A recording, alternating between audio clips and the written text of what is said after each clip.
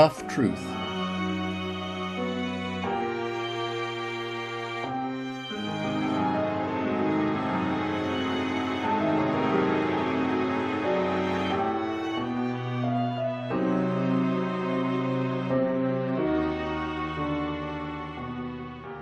Here is how the 3 directions, 4 walls, and 5 senses of our reality work.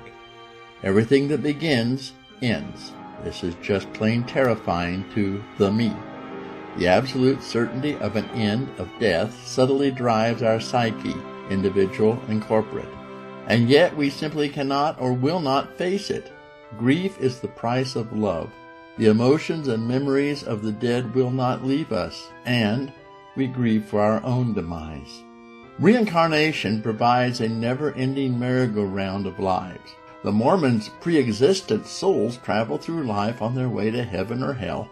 In traditional Christianity, each soul is created by God, and by the grace of Christ will shuffle off to heaven. And strict Judaism considers life as nothing more or less than what occurs between birth and death. All can be uplifting, but each has its shortfall. I entered the ministry after accepting death as the end, fade to black. So only the living suffer. Our reason to exist is only to accept our own suffering and to tend to the pain of others. Everything about Dave Mormon will cease to exist. Yet I now understand that the I am is not the me. Out of the I am came the inconceivable energy we call the Big Bang. Every particle, every atom, every molecule, every star, every planet, every clump of dirt, every plant, every animal exists by the I am, the ground of being. The I am that I am is exactly the same as the I am that you are, the one, the only. Within each of us, one ground of being is experiencing the 3 dimensions, 4 walls, and 5 senses of this grand process of creation. In some, it is imprisoned by self-centered corruption. In a few, it is very close to the surface. I've officiated at hundreds of funerals. My method is to listen to the stories of the family and shape them into a eulogy to explain and honor the life before us.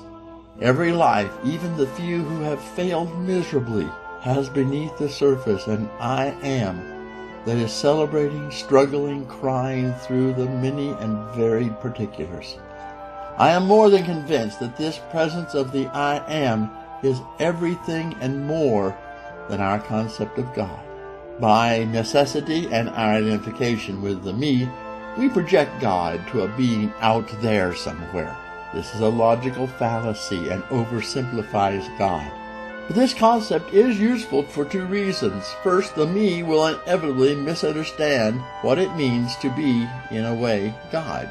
We do love being in control of everything. Second, when we are in the pit of despair, we have some outside hand to pull us up. We are all under the impression that the universe is out there. Life is like a walk on a path, up and down over hills. We can look forward or back to observe our progress or future. But moving through time is more like going from one closed box to the next, through closed doors that lock tight after we go through. Therefore, the past is only memory. The future has not happened yet.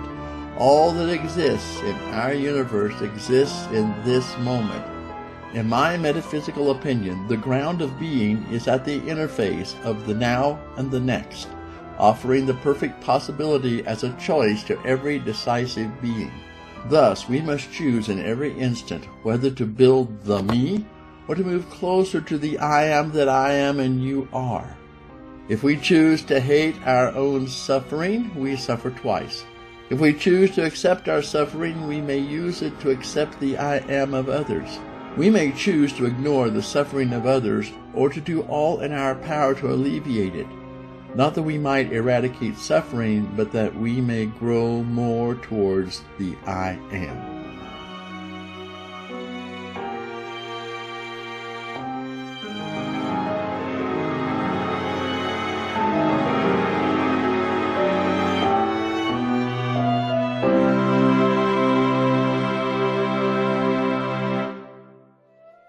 Thanks for listening. Be sure to click like and subscribe to hear more of Dave's life in music.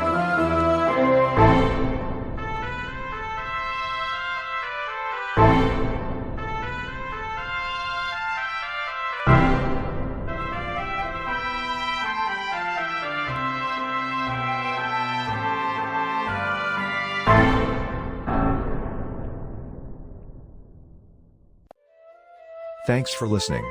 Be sure to click like and subscribe to hear more of Dave's life in music.